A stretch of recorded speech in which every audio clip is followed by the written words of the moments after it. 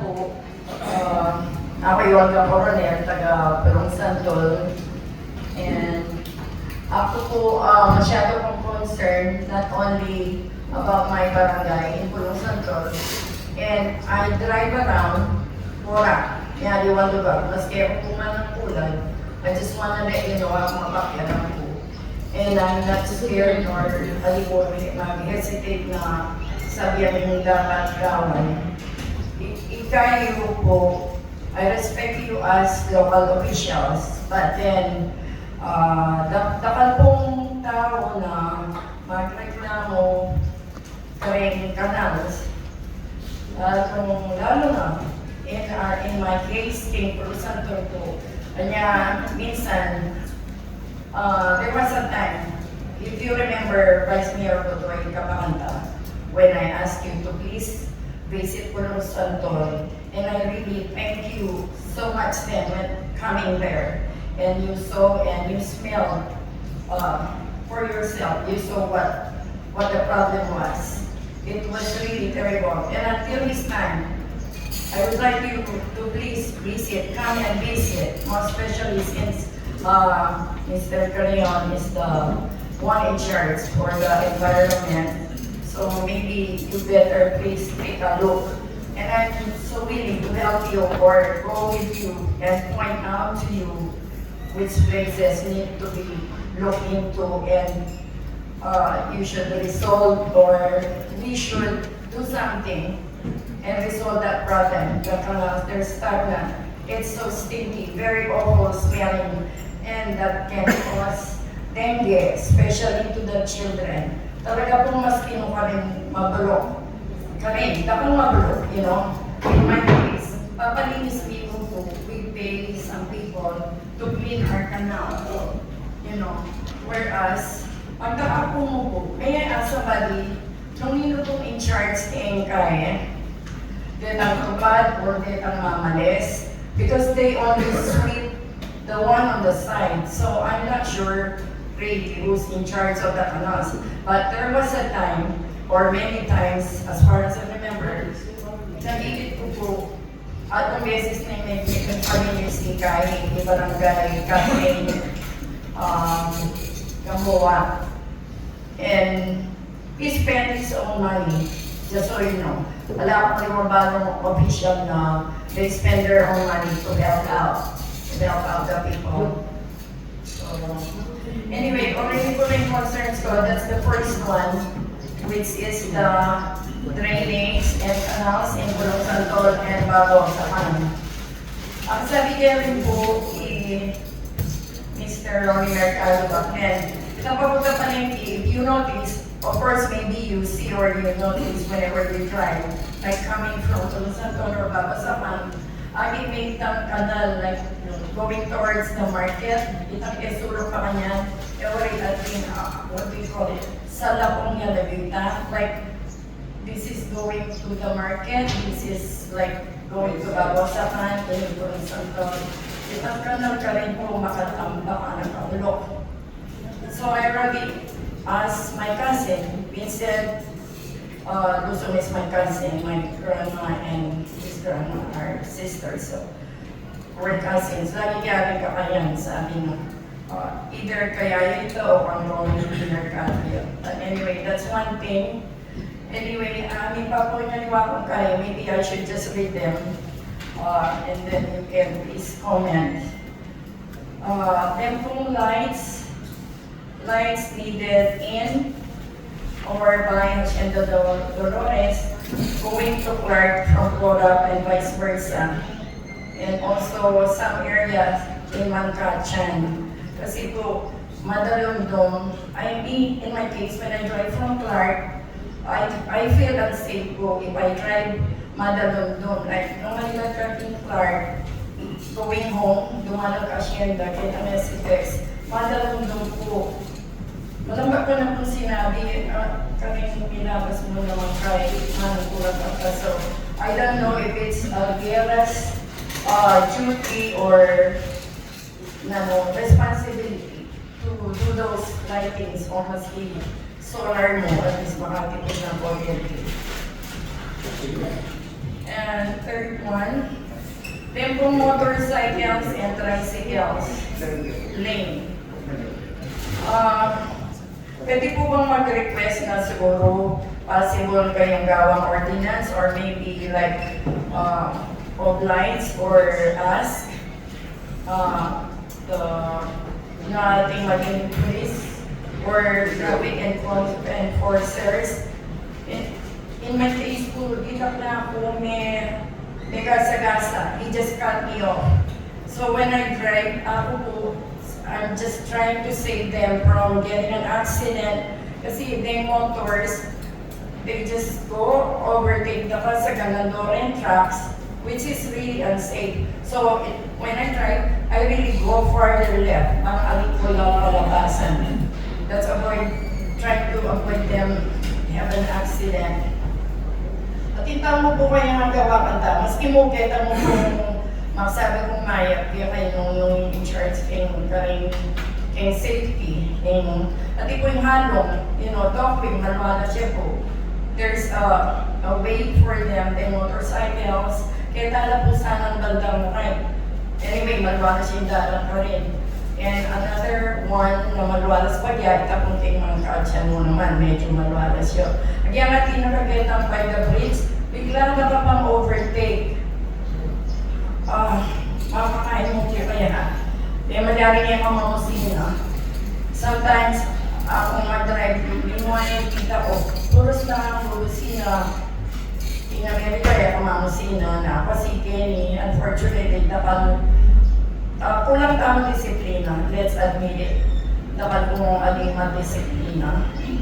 Pag ipamalis yung basura, ating basura, kung kaplimog yung basura, instead of opening the trash cans and throw their trash. Anyway, ang open teka pala kung munting problema pa rin 10 trucks. Lalabas na ko masiguro ko ng Santol, and you guys also experience the traffic. Lalo na itong late afternoon. Ako po many.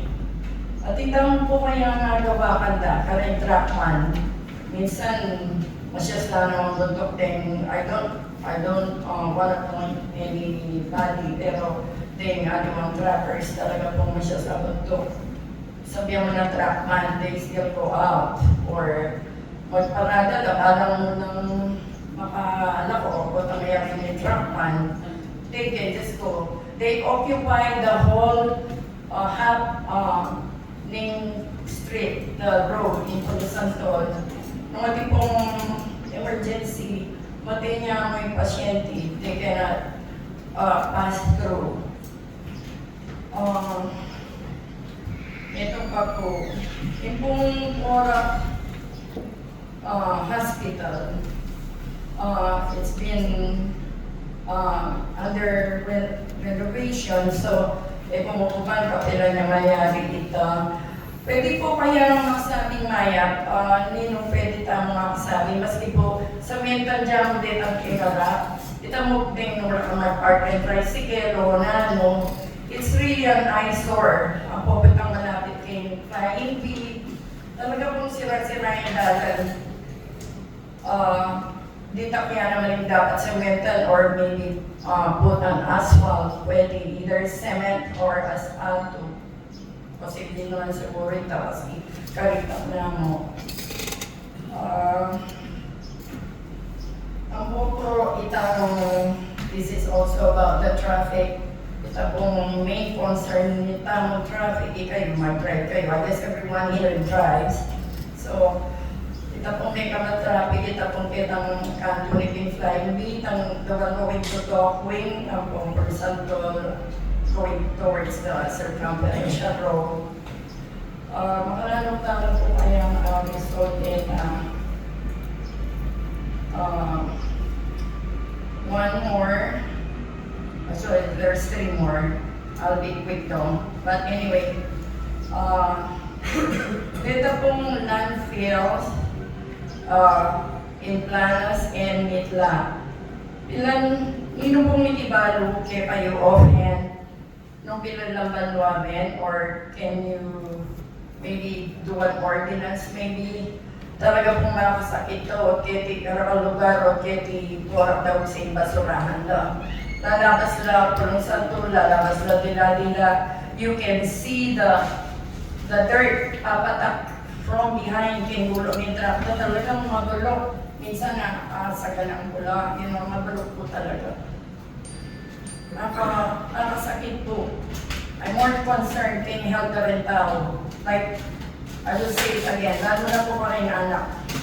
Talagang magulo po at would say kami, ikot kay Kirokse. At walang non-feel tamo po niya, lahat sa Mitla. One time I visited that place in Mitla. Ako po malulunos ko pa rin. Ako po mayati. Siguro pa kung mayati kayo iba tayo na pwede ko po mag-inis, mamalis mo pa rin. I can help you guys. I want to work here with you para maglinis. Kuling, syempre, manong po lang kayo. You should be serving the people instead of the people serving you. You know that very well. I'm sorry, I'm not trying to be mean. Sasabihan ko mo po ito. Kasi hindi po malawang tao tatako ng magsalita or they're hesitant, marinig. Ako, at tinapang pong marinig, but I'm not ashamed or I will really speak my mind when I have to.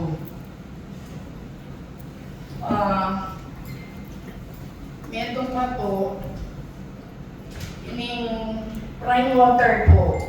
Di kami po wala kami problema kay ganon because ating kami jetmatic. Pero sa mga kuryente, of course, wala kami ganon. Dakal pong problema, makalos na po lalo na rin matwa, especially dahil masakit na matwa, like, nano kasi lagyo in prime water, nawasa. So, is it still owned by the Villar's? Nino po may kibalo, may kibantigin prime water? Do you know? Madam, nangyari naman yun. O sige, okay. Ito po dapat magreklamo.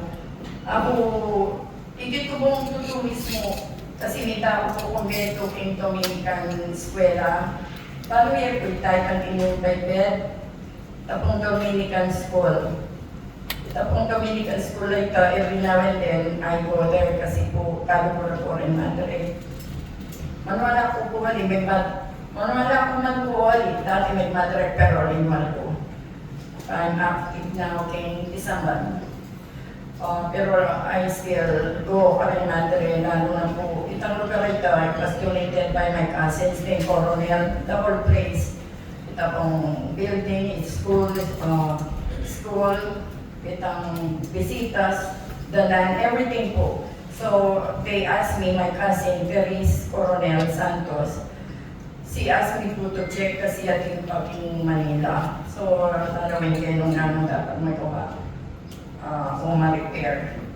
Ito po, alala po na makalunas na po. Panglatina po rin natin karimanya klulo. So, nabita ako 2 days ago. Sinopak po kung sinaklo. At ang ating, siguro few houses from their house, ating lang jetmatic.